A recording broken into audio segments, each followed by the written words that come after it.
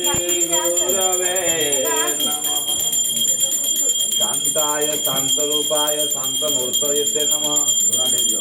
शांताकारं भुजगशयनं पद्मनाभं सुरेशं विश्वधारं गगनसदृशं मेघवर्णं शुभांगं लक्ष्मीकान्तं कमलनयनं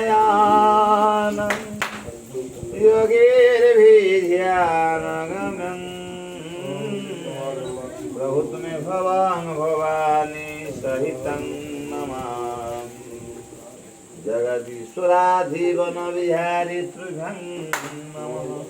ओम नमो वेदानुधरन्ते जगन्ते बहुते भूगोला बुधिव्रते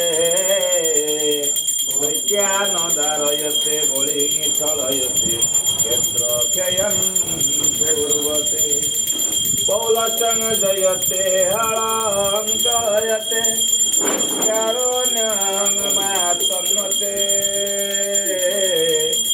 मृषार्णमुच्चयते दशाकृतिकृते श्रीकृष्णाय तुभ्यं नमः। वनविहारी महापुरुषाय तुभ्यं नमः। ओम ब्रह्मानंदं परमसुखदं केवल ज्ञानमूर्तिमं